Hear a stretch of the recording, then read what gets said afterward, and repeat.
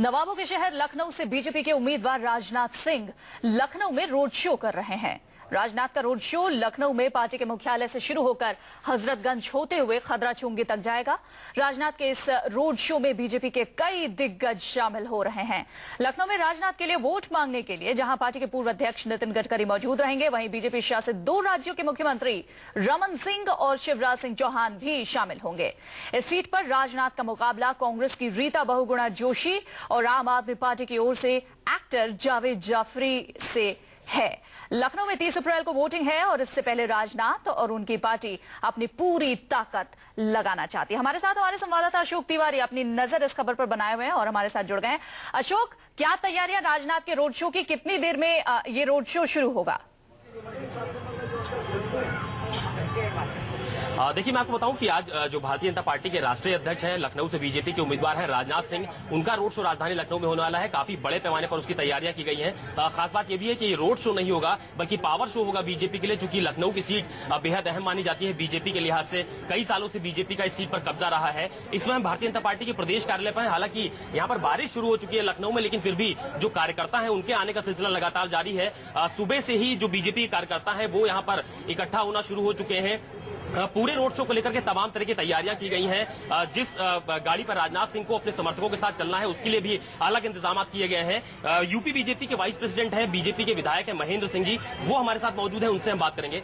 महेंद्र जी, आज के road show को लेकर किस तरह की तैयारियां हैं बीजेपी की? हमको लगता है कि आजादी से लेकर के अभी तक ऐसा जनसैलाब सड़कों पर कभी नहीं दिखाई पड़ा होगा।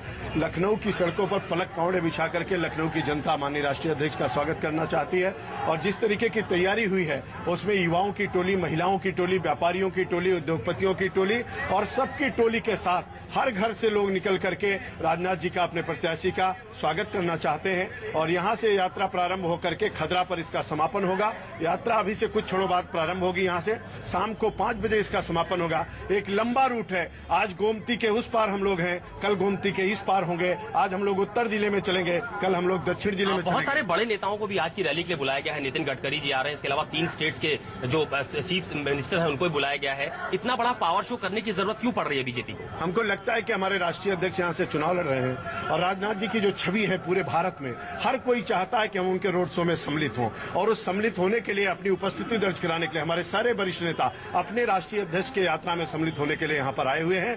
पावर तो यहाँ की जनता दिखा रही है और जनता सड़कों पर है, सबके मन में बसा हुआ। लाखों लाख वोट से माननीय राजनाथ सिंह विजयी हो रहे हैं और ऐसा प्रतीत होता है कि यह इतिहास में अभूतपूर्व यात्रा होने वाली है। क्या बीजेपी में राजनाथ सिंह के प्रचार के लिए नरेंद्र मोदी के आने की बातचीत भी की जा रही है? क्या वो आज आ रहे हैं या फिर कल उनके आने का कुछ समय निर्धारित किया गया? क्या नरेंद्र मोदी जी राजनाथ जी के प्रचार के लिए कल लखनऊ आ रहे हैं, चूंकि 28 तारीख को प्रचार बंद हो जाएगा?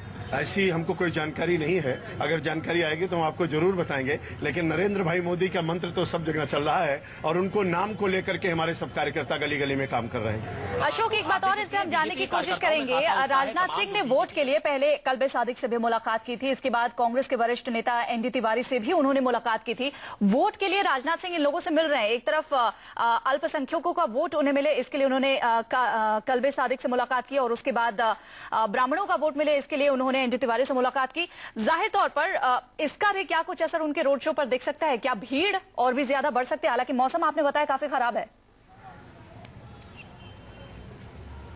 जी बिल्कुल, राजधानी लखनऊ में बारिश हो रही है इस समय, मौसम काफी खराब हो गया, लेकिन बीजेपी के कार्यकर्ता उसकी तैयारी का दावा कर रहे हैं। महेंद्र सिंह जी, मुझे ये बताइए, कल्बे जवाद जी से राजनाथ सिंह जी ने मुलाकात की थी, क्या मुस्लिम ध्रुवीकरण की कोशिश है? और इसके अलावा कल एनडी तिवारी जी से मिलने उनके आवास पर वो गए थे, तो आपको ऐसा लगता है कि इन दोनों नेताओं से मुलाकात उनको अपने पाले में करने की कोशिश से आज की रैली में भीड़ ज्यादा बढ़ जाएगी? हमको ये लगता है कि निश्चित रूप से राजनाथ सिंह की छवि पहले से इस तरीके की है, वो सबको साथ लेकर के चलना चाहते हैं, एक ऐसा नेतृत्व देना चाहते हैं देश के अंदर।